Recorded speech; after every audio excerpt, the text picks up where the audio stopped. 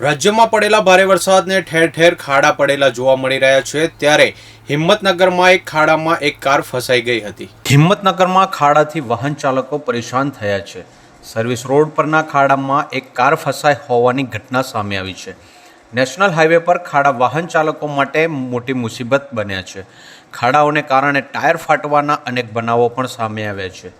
ખાડામાં ઉતરતા વાહનોને નુકસાન થઈ રહ્યા છે, ત્યારે રોડની મરામત કરવામાં આવે તેવી વાહન ચાલકો દ્વારા માંગ કરવામાં આવી રહી છે।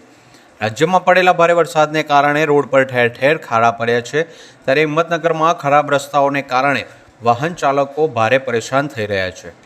રસ્તામાં પડેલા ખાડામાં એક કાર ફસાઈ હતી।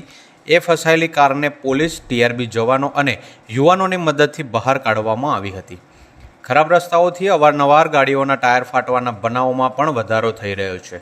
ખાડામાં ઉતરતા વાહનોને નુકસાન થઈ રહ્યું છે અને સર્વિસ રોડ તેમજ નેશનલ હાઈવેની હાલત બિસ્માર થઈ છે। રોડ પર મસમોટા ખાડાને કારણે વાહન ચાલકો ભારે પરેશાન થઈ રહ્યા છે તેમજ ભારે ટ્રાફિકનો સામનો પણ કરી રહ્યા છે। સ્થાનિકોએ તંત્ર પાસે તાત્કાલિક રોડની મરામતની માંગણી કરી છે। લોકોનું કહેવું છે કે ખાડાઓને કારણે વાહનોમાં નુકસાની આવે છે। આ સાથે જ લોકોને ભારે ટ્રાફિક જામનો સામનો પણ કરવો પડે છે।